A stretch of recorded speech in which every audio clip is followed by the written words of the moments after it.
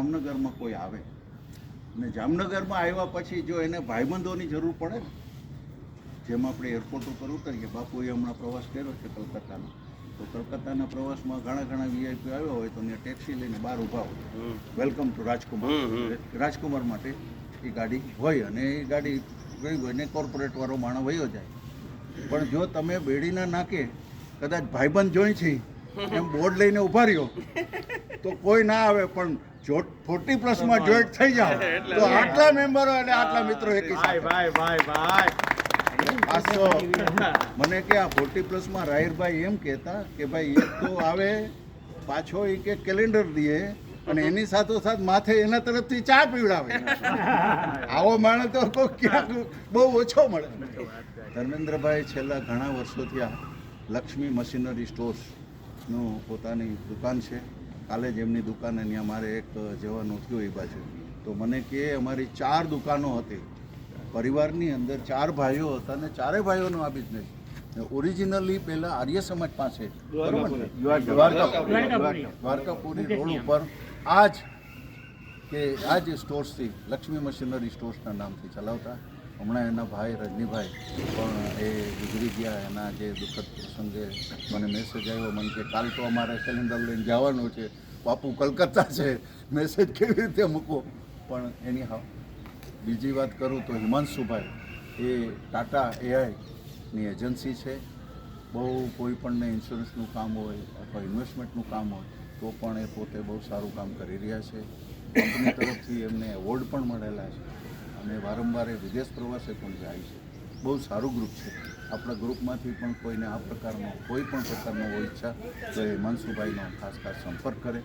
અને વિશેષ વાત તો એ કહું કે 1 વર્ષની 2 વર્ષની પણ કેટલા વર્ષોથી લગભગ 3-4 વર્ષ થઈ ગયા ને આ આપણે કેલેન્ડર વિતરણ. હા, એ તો 10 વર્ષ થઈ ગયા. 10 વર્ષથી આ સતત આ રીતે 40+ ક્લબને યાદ રાખી અને કરી રહ્યા છે. આપણે ભાઈ શ્રી રાઠીભાઈને કહીએ કે આજના પ્રસંગે આવા સારા માણસો આવતા હોય તો એના માટે 2 શબ્દ રાઠીભાઈ. આપણે 40+ એ તો સિનિયર સિટીઝન થાવ ને ત્યારે તમારા ખાસ મિત્રોની જરૂર પડે છે. શરૂઆતમાં મિત્રોની તો જરૂર પડે, પણ ત્યારે તમે નોકરી કરતા હો, તમારે ક્યાંય સ્કૂલમાં હો, કોલેજમાં હો, તમને મિત્રો ઇઝીલી મળી જતા હોય. પણ સિનિયર સિટીઝન થાવ ત્યારે મિત્રો ગોતવા બહુ અઘરા છે. ત્યારે 40+ સંસ્થા રાહિરભાઈ, આ જોશીભાઈ, જે લોકોએ બધાએ શરૂઆત કરી છે એને આપણે ખૂબ ઋણી છીએ.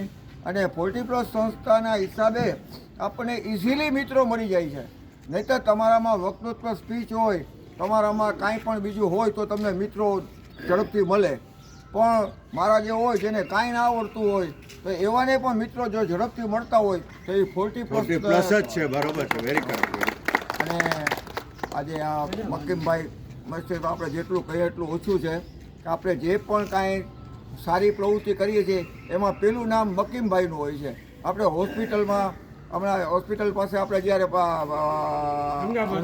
ગંગા માતા ત્યારે પેલું નામ મકીમભાઈનું હતું કે જોઈએ એટલા પૈસા પહેલાં મારી પાસેથી લેજો. એવી એની ભાવના છે.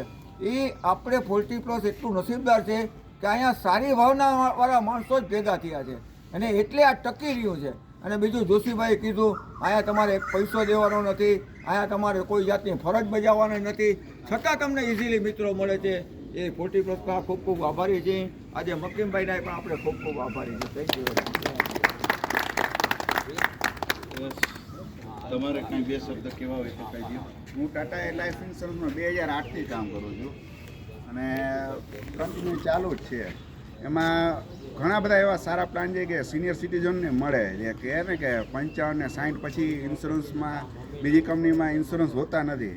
જે ટાટામાં સિનિયર સિટીઝનને પણ ધ્યાનમાં રાખીને પ્લાન હોય છે. અને એ પેન્શન પ્લાન જેવા કે જે તમારે અમુક વર્ષ પછી પૈસા આવવાના ચાલુ થઈ જાય શું વસ્તુ, અને જે તમને ઘણો બધો ફાયદો મળે.